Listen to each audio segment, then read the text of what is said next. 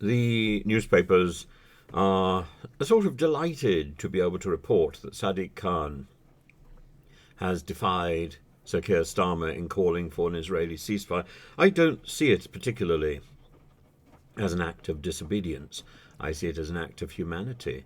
And calling for a ceasefire is what everyone should be calling for, at the same time recognizing Israel's right to self-defense. However, I'm not completely convinced that an offensive action, a ground war in Gaza, is a defensive response.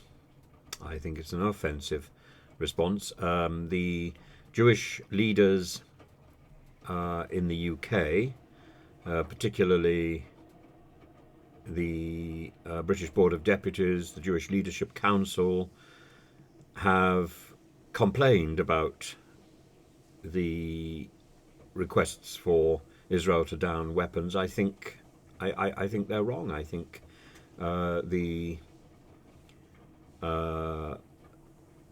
messages are confused. In calling for a ceasefire, in calling for a pause in hostilities, no one should ever be calling for Israel not to defend itself. Israel has a right to self-defense. I'm not convinced, as indeed many Israelis are not convinced, that a ground offensive is the way to get back the hostages and the way to ensure that Hamas is obliterated. Hamas may be obliterated in the process by Netanyahu's policies, maybe, at great price, but an entirely new terrorist group will emerge from the ruins, from the smouldering ashes that he leaves behind. I think diplomacy is a definite way forward, and I'm slightly appalled that last night there was the hint of serious progress about the promise of release not only of all the foreign hostages but all the hostages, including the dead bodies of the soldiers who were taken prisoner in 2014, in return for a ceasefire. And among the other things that were being negotiated was the possibility of the Hamas leadership leaving the area entirely. Tom Tugendhat has warned those calling for a truce, has said that they are siding with Hamas. I think he's wrong. I think calling for a truce is perhaps not the right approach. Calling for a ceasefire, calling for a pause in the active hostilities is not necessarily calling for a truce. We can't call for a truce when an organisation has invaded a country in an appalling terrorist attack and has carried off a country's nationals and is holding them hostage. You can't stop the response to that. But my suggestion is that the response is wrong. Tom Tugendhat says we want all hostilities to end.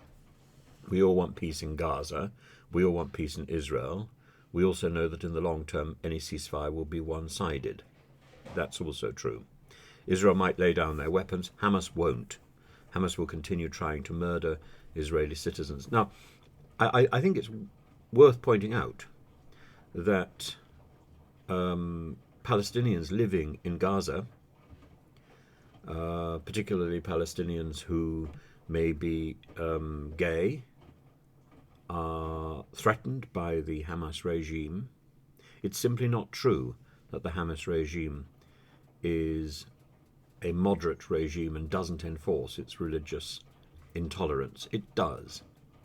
It does. But more importantly, it's used the money which has been given in aid to build 300 miles of tunnels beneath the Gaza Strip. That is simply abhorrent. I think we should all join the international community in calling for a ceasefire and calling for a return to negotiations, calling for more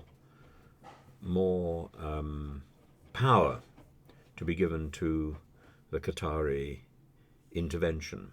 But at the same time, the possibility of getting Hamas out of the Gaza Strip must be absolute.